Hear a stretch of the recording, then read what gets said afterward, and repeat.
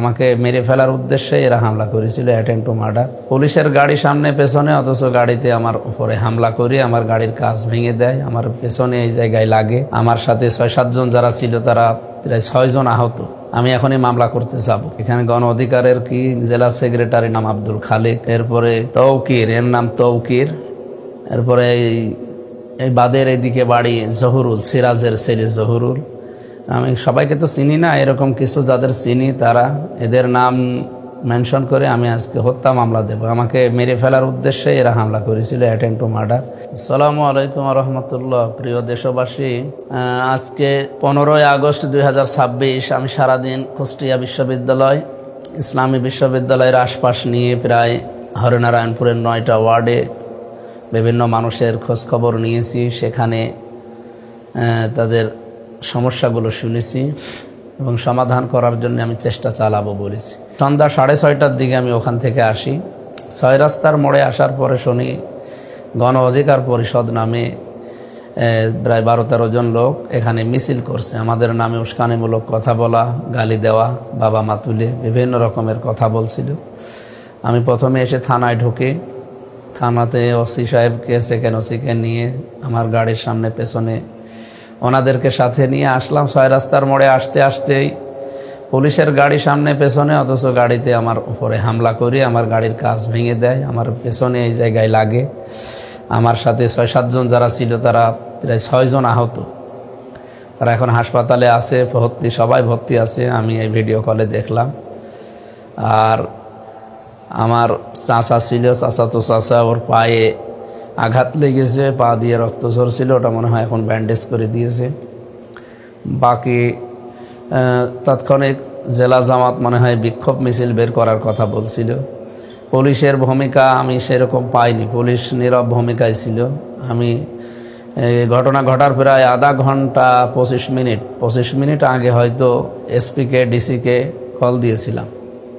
ওনারা প্রায় 5-6 বার করে, এক একজনকে আমি 5 বার করে, এসপিকে 2-3 বার করে কল দিয়েছি, ডিসিকে ধরে নাই কেউ। ওনারা পরবর্তীতে ঘটনা ঘটার পরে ব্যাক করলো, বসে আমরা একটা মিটিংয়ে ছিলাম। আমি রেঞ্জ ডিআইজিকেও কল দিয়েছি, প্রধানমন্ত্রীর বিশেষ সহকারীকে কল দিয়েছি,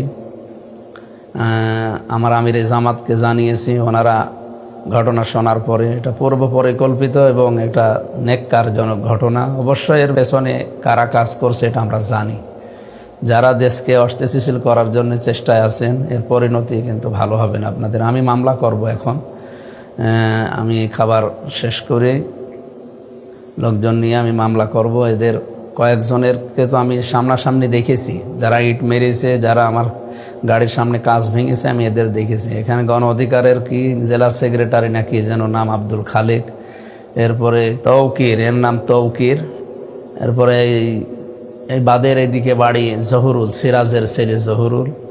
আমি সবাইকে তো চিনি না, এরকম কিছু যাদের চিনি তারা এদের নাম মেনশন করে আমি আজকে হত্যা মামলা দেব। আমাকে মেরে ফেলার উদ্দেশ্যে এরা হামলা করেছিল, অ্যাটেম্প টু মার্ডার। আমার মাথার দিকে যে আঘাতটা আসে ওইটা আমি কায়েত হওয়ার কারণে লাগে না, আমার কাঁচ ভেঙে গেছে। আমার গাড়ির গ্লাস সামনে পেছনে, এবার লুকিং গ্লাস সবগুলো ভাঙা। ড্রাইভার ওখানে নেমে সেভ করতে চায়, আমি তখন গাড়ি ড্রাইভ করে নিয়ে চলে আসি। এরপরে মারামারি শুরু হয়।